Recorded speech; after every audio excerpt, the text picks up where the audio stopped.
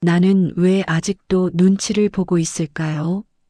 60이 넘었고 70을 바라보는 나이인데도 아들 집에 가면 냉장고 문 여는 소리부터 조심합니다. 시끄러울까봐, 많이 먹는다고 할까봐, 오래 앉아 있는 게 부담될까봐, 며느리 앞에서는 말 한마디 더 생각하고 손주 앞에서는 내가 끼어들면 분위기 흐릴까봐 웃기만 합니다. 친구들 모임에 가면 여행 이야기 나올까봐 마음이 먼저 계산기를 두드립니다. 요즘 형편은 어떤지, 내가 빠지면 분위기 이상해질까, 내가 가면 혹시 부담되지 않을까? 참 이상하지요. 평생을 가족 책임지며 살았고, 누구보다 열심히 버티며 여기까지 왔는데, 왜 우리는 여전히 눈치 속에 살고 있을까요? 젊을 때는 윗사람 눈치, 아이들 눈치, 직장 상사 눈치. 그런데 이제는 자식 눈치, 며느리 눈치, 친구 눈치, 심지어는 모임 분위기 눈치까지 봅니다. 우리는 그걸 배려라고 배웠습니다. 참는 것이 어른이라고 배웠습니다. 조용히 있는 것이 품이라고 믿었습니다. 하지만 정말 그럴까요? 눈치를 보는 동안 우리는 조금씩 작아졌고 말은 줄어들었고 웃음은 얇아졌습니다. 그리고 어느 날 문득 이 생각이 스쳐갑니다. 나는 왜 아직도 이렇게 조심스럽게 살아야 하지? 오늘 이야기는 무례해지자는 이야기가 아닙니다. 이기적으로 살자는 이야기도 아닙니다. 오늘 우리는 품위에 대해 말하려 합니다. 진짜 품위는 눈치를 보는 태도에서 나오는 것이 아니라 자기 자리를 지키는 데서 나온다는 이야기. 이제는 남의 시선보다 내 중심을 먼저 세워도 되는 나이입니다. 노년의 품위는 눈치를 끊는 순간 비로소 시작됩니다. 나는 아직도 부탁하는 사람처럼 서 있습니다. 이영자 씨는 71살입니다. 주말이면 아들 집에 갑니다. 손주 얼굴 한 번 더 보려고, 며느리 힘들까봐 반찬이라도 챙겨주려고 갑니다. 초인종을 누르기 전 영자 씨는 잠시 숨을 고릅니다. 지금 와도 괜찮겠지. 혹시 바쁜 건 아닐까? 문이 열리고 손주가 할머니 하며 안기면 그 순간만큼은 세상을 다 가진 것처럼 행복합니다. 그런데 이상하게도 집 안으로 들어서는 순간부터 몸이 조금씩 굳습니다. 냉장고 문을 열 때도 조심합니다. 이것저것 꺼내 먹으면 눈치 보일까봐. 엄마는 괜찮아를 먼저 말합니다. 점심을 먹고 나서도 더 앉아있고 싶지만 이제 가볼게를 먼저 꺼냅니다. 아들이 붙잡지도 않았는데 스스로 먼저 일어섭니다. 오래 있으면 부담될까봐. 혹시 며느리 표정이 굳어질까봐. 집으로 돌아오는 버스 안에서 영자 씨는 창밖을 바라봅니다. 아들 집에서는 늘 웃고 있었는데 왜 돌아오는 길은 이렇게 허전할까요? 그녀는 속으로 이렇게 말합니다. 내가 자주 가는 건가? 민폐는 아니겠지. 많은 부모들이 아직도 자식 집에서 부모가 아니라 조심해야 할 손님처럼 서 있습니다. 우리는 그걸 배려라고 생각합니다. 참는 것이 어른이라고 배웠으니까요. 하지만 여기서 한번 생각해 봅시다. 품위는 조용히 사라지는 태도일까요? 아니면 자기 자리를 당당히 지키는 태도일까요? 자식 눈치를 보는 순간 부모의 자리는 조금씩 낮아집니다. 내가 먼저 괜찮다를 반복할수록 상대는 정말 괜찮은 줄 압니다. 내가 먼저 자리를 줄일수록 내 존재도 함께 줄어듭니다. 노년의 품위는 목소리를 높이는 데 있지 않습니다. 그렇다고 억지로 권위를 세우는데도 있지 않습니다. 다만 엄마는 이 정도는 해도 괜찮다. 나는 이 집에서 불편한 손님이 아니다. 그 마음을 스스로 인정하는 데서 시작됩니다. 영자 씨가 바꾼 건 거창한 게 아니었습니다. 어느 날 아들 집에서 점심을 먹고 난 뒤 이렇게 말했습니다. 오늘은 조금 더 이따 갈게. 손주랑 그림 좀 그리고 싶네. 별것 아닌 한 문장이었지만 그날 이후 아들 집의 공기는 달라졌습니다. 아들은 처음으로 엄마 자주 와. 엄마 오면 집이 밝아져. 라고 말했습니다.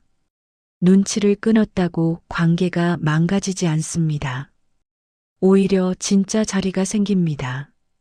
품이 있는 노년은 자식 눈치를 보며 작아지는 사람이 아니라 스스로를 낮추지 않는 사람입니다. 이 나이에 우리는 이미 충분히 책임을 다했습니다. 이제는 부모로서의 자리를 스스로 먼저 인정해도 됩니다. 김정희 씨는 69입니다. 며느리가 직장에 다니기 시작한 뒤로 정희 씨는 거의 매주 손주를 봐주고 있습니다. 처음엔 고마운 마음이 더 컸습니다. 엄마 아니면 안 돼요. 그 말 한마디가 그렇게 기쁠 수가 없었습니다. 그런데 어느 순간부터 몸이 먼저 말을 하기 시작했습니다. 무릎이 붓고 허리가 쑤시고 하루 종일 아이를 안고 나면 밤에 혼자 누워 한숨만 나옵니다. 그래도 전화가 오면 늘 같은 말부터 합니다. 엄마는 괜찮아. 엄마는 시간 많아. 엄마는 할 일 없어. 정말 그럴까요? 괜찮지 않은 날도 있었고, 병원에 가야 했던 날도 있었고, 조용히 쉬고 싶었던 날도 있었습니다. 하지만 정희 씨는 한 번도 오늘은 좀 힘들다는 말을 꺼내지 못했습니다. 혹시라도 아들이 힘들어하면 어쩌지? 며느리가 눈치 보면 어쩌지? 그 생각이 먼저 들었기 때문입니다. 여기서 많은 분들이 착각합니다. 이게 배려라고 생각합니다. 이게 사랑이라고 생각합니다. 하지만 계속되는 괜찮다는 말은 조용히 균형을 무너뜨립니다. 내가 힘들어도 괜찮다. 내가 아파도 괜찮다. 내 시간이 없어도 괜찮다. 그 말이 쌓이면 어느 날 마음속에서 이런 생각이 올라옵니다. 왜 나만 괜찮아야 하지? 품이 있는 노년은 모든 것을 감당하는 사람이 아닙니다. 품이 있는 노년은 자기 상태를 정확히 말할 줄 아는 사람입니다. 정혜 씨가 처음으로 말을 바꾼 날이 있었습니다. 며느리에게 이렇게 말했습니다. 얘야, 이번 주는 엄마 무릎이 좀 안 좋네. 다음 주는 괜찮을 것 같아. 아무 일도 일어나지 않았습니다. 며느리는 오히려 놀라며 말했습니다. 어머니, 힘드셨으면 진작 말씀하시지 그랬어요. 정희 씨는 그날 처음 알았습니다. 내가 괜찮지 않다고 말해도 세상은 무너지지 않는다는 걸. 우리는 평생 참는 것이 어른이라고 배워왔습니다.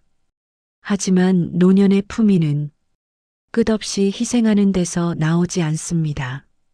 나는 오늘 힘들다. 이번에는 어렵다. 이 한 문장이 당신을 이기적으로 만드는 것이 아니라 당신을 존중받게 만듭니다. 괜찮지 않은데 괜찮다 하는 순간 내 마음은 점점 희미해집니다. 노년의 품위는 내 마음을 지우는 태도가 아니라 내 마음을 인정하는 태도에서 시작됩니다. 친구 눈치를 보며 형편을 숨기고 웃고 있지는 않습니까? 박순덕 씨는 70입니다. 한 달에 한 번 고등학교 동창 모임이 있습니다. 젊을 때는 서로 형편도 비슷했고 아이들 키우느라 바빠 누가 더 잘 사는지 따질 틈도 없었습니다. 그런데 나이가 들수록 대화의 내용이 조금씩 달라집니다. 우리 아들은 이번에 승진했다더라. 딸이 외국으로 나갔어. 이번 달에 다 같이 제주도 다녀왔지. 그 말이 자랑이라는 걸 모르는 사람은 없습니다. 순덕 씨는 웃으며 맞장구 칩니다. 와, 대단하다. 정말 복 받았네.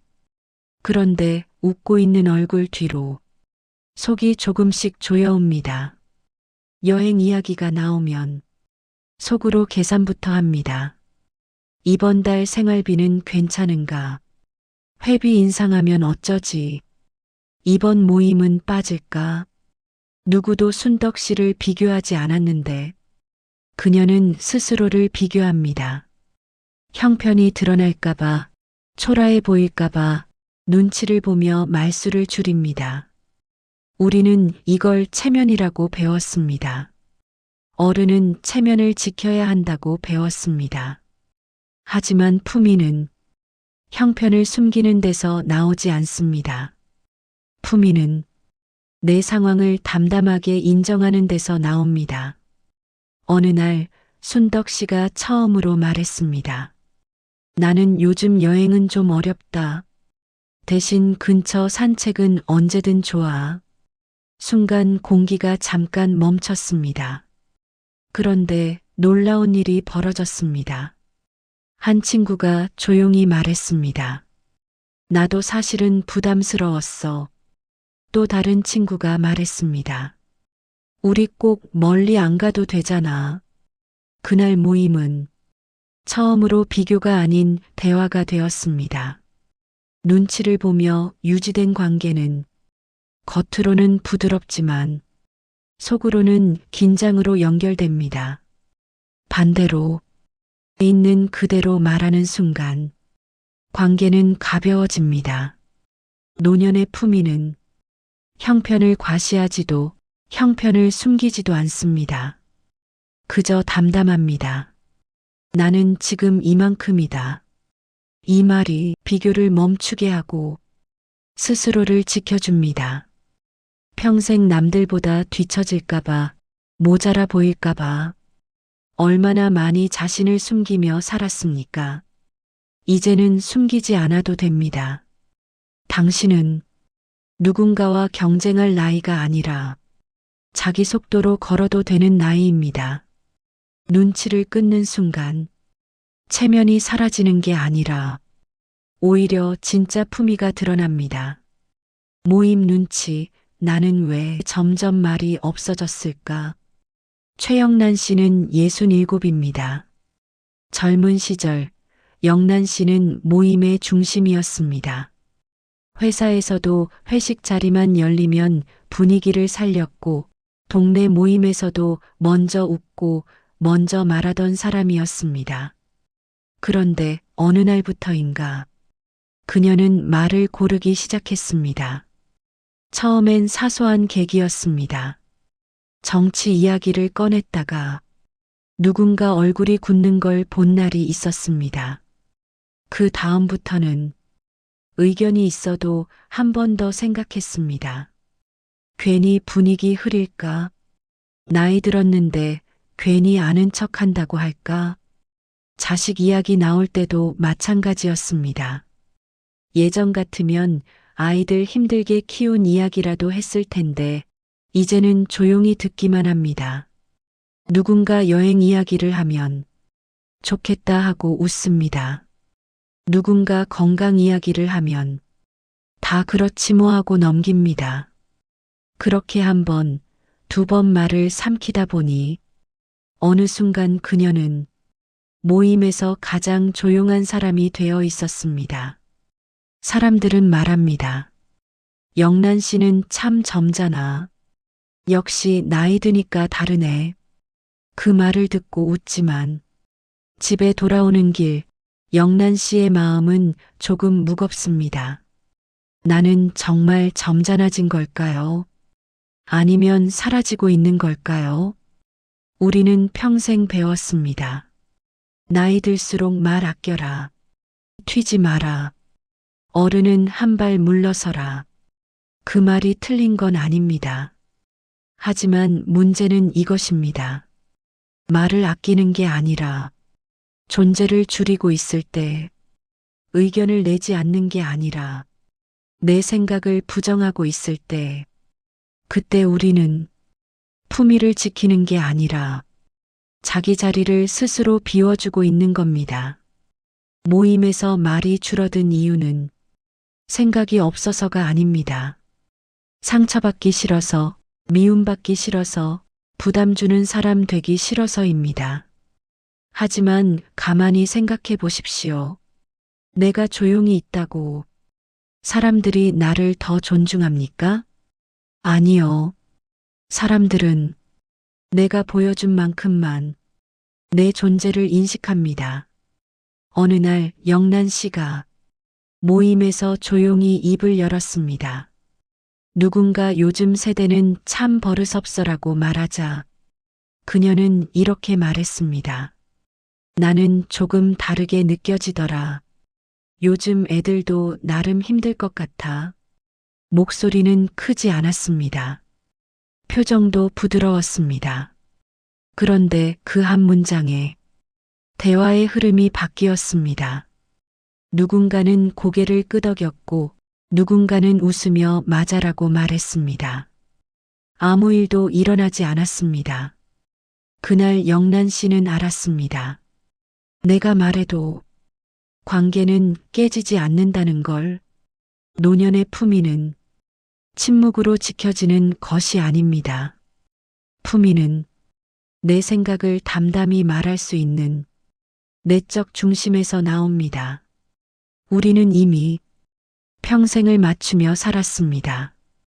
직장 상사에게 맞추고, 시부모에게 맞추고, 자식에게 맞추고, 이제는 모임에서까지 자기 자신을 줄이지 않아도 됩니다. 말을 많이 하라는 게 아닙니다. 다만 말해야 할 순간에 스스로를 지우지 말라는 겁니다. 노년의 품위는 조용히 사라지는 모습이 아니라 담담히 존재하는 모습입니다. 당신이 거기 있다는 것, 당신의 생각이 있다는 것, 그 자체로 이미 충분히 귀합니다. 강순옥 씨는 72입니다. 순옥 씨는 요즘 들어 자주 이런 말을 합니다.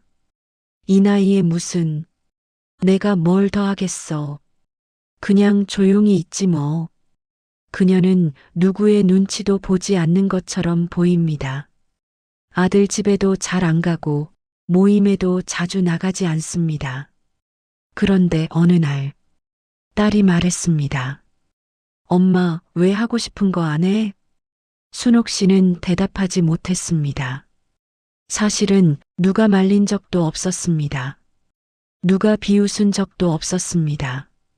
그런데도 그녀는 먼저 자신을 접었습니다. 옷을 고를 때도 이건 너무 화려하지 않나? 여행 광고를 볼 때도 이 나이에 무슨 여행이야? 병원에 가야 할 통증이 있어도 이 정도는 참아야지. 아무도 막지 않았는데 스스로를 먼저 막습니다.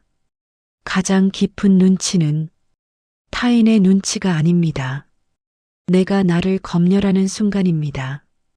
이 나이에 이건 과한가? 이 나이에 이건 욕심인가? 이 나이에 이건 주제넘는가? 우리는 평생 남의 기준에 맞춰 살다 보니 이제는 그 기준이 내 안으로 들어와 버렸습니다. 그래서 누가 뭐라 하지 않아도 먼저 스스로를 줄입니다. 이게 제일 무섭습니다. 타인의 눈치는 거리를 두면 사라질 수 있지만 자기 눈치는 매일 나를 따라다닙니다. 순옥 씨가 바뀐 건 아주 작은 순간이었습니다. 동네 문화센터 앞을 지나가다 서예 수강생 모집 전단지를 보았습니다. 평소 같으면 이 나이에 뭘 배우겠어 하고 지나쳤을 겁니다. 그런데 그날은 발걸음을 멈췄습니다. 그리고 이렇게 말했습니다. 나는 아직 배우고 싶다. 그 한 문장이 그녀의 얼굴을 바꿨습니다. 처음 붓을 잡던 날 순옥 씨는 오랜만에 자기 자신으로 앉아 있었습니다. 누구의 엄마도 아니고 누구의 할머니도 아니고 그냥 강순옥이라는 한 사람으로 노년의 품위는 남의 시선을 이기는 힘이 아니라 자기 자신을 허락하는 용기입니다. 우리는 너무 오래 스스로를 밀어왔습니다. 자식 먼저, 남편 먼저, 가족 먼저. 이제는 나도 괜찮다. 이 말을 해도 되는 나이입니다. 품위는 검소한 척하는 데서 나오지 않습니다. 품위는 내가 나를 존중하는 태도에서 나옵니다. 이 나이에 무슨, 이 나이에 왜. 그 말 대신 이제는 이렇게 바꿔도 됩니다. 이 나이니까, 이 나이니까 더 하고 싶고, 이 나이니까 더 배우고 싶고, 이 나이니까 더 당당해도 됩니다. 눈치를 끊는다는 건 무례해지는 게 아닙니다. 눈치를 끊는다는 건 나를 다시 내 자리로 돌려놓는 일입니다. 노년의 품위는 마지막에 남는 것이 아닙니다. 지금 내가 나를 존중하는 순간부터 시작됩니다. 우리는 평생 눈치를 보며 살아왔습니다. 부모 눈치, 남편 눈치, 시댁 눈치, 직장 상사 눈치. 그 눈치 덕분에 가정이 무너지지 않았고 아이들이 자랐고 삶이 여기까지 왔습니다. 그러니 눈치를 보며 살아온 세월이 잘못된 것은 아닙니다. 그건 당신이 무능해서가 아니라 책임감이 깊었기 때문입니다. 하지만 이제는 조금 달라져도 됩니다. 이 나이까지 왔다는 건 이미 당신이 해야 할 몫을 다 해냈다는 뜻이니까요. 자식 눈치를 끊는다고 부모 자리가 사라지지 않습니다. 며느리에게 오늘은 어렵다고 말해도 사랑이 줄어들지 않습니다. 친구들 앞에서 형편을 숨기지 않아도 당신의 가치가 깎이지 않습니다. 모임에서 의견을 말한다고 품위가 떨어지지 않습니다. 그리고 무엇보다 이 나이에 무슨 그 말을 내려놓는다고 당신이 이기적인 사람이 되는 것도 아닙니다. 노년의 품위는 크게 보이려 애쓰는 데서 나오지 않습니다. 조용히 자기 자신을 인정하는 데서 나옵니다. 나는 이만하면 충분하다. 나는 여기까지 참 잘 살아왔다. 그 말을 이제는 당신이 당신에게 해주셔도 됩니다. 남들 눈치 보느라 정작 당신의 마음은 늘 뒷전이었지 않습니까? 오늘만큼은 타인의 표정이 아니라 당신의 숨결을 먼저 느껴보십시오. 괜찮지 않으면 괜찮지 않다고, 하고 싶으면 하고 싶다고, 싫으면 싫다고, 그렇게 말할 수 있는 하루가 품위 있는 노년의 시작입니다.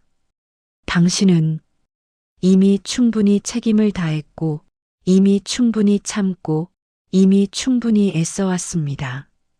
이제는 조금 편해져도 됩니다. 조금 당당해져도 됩니다. 조금은 당신을 먼저 생각해도 됩니다.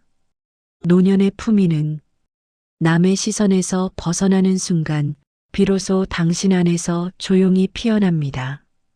오늘 하루 사람을 다 이해하지 못해도 괜찮습니다. 다만 당신 자신만은 끝까지 지켜주십시오. 그것만으로도 이미 충분히 품위 있는 하루입니다. 오늘 이야기가 조금이라도 마음에 닿았다면 이제는 남의 눈치 대신 당신의 마음을 먼저 바라보는 연습을 함께 해보셨으면 좋겠습니다. 노년의 품위는 거창한 기술이 아니라 자기 자신을 존중하는 작은 태도에서 시작됩니다. 앞으로도 사람에게 상처받지 않으면서 나를 지키는 지혜, 나이 들수록 더 단단해지는 품이 있는 삶의 이야기들을 차분히 전해드리겠습니다. 이 채널이 당신의 하루를 조금 덜 외롭게 만들었다면 구독과 좋아요로 함께 해주세요. 우리는 혼자가 아닙니다. 당신의 오늘이 조금 더 당당해지길 진심으로 응원합니다. 감사합니다. 그리고 사랑합니다.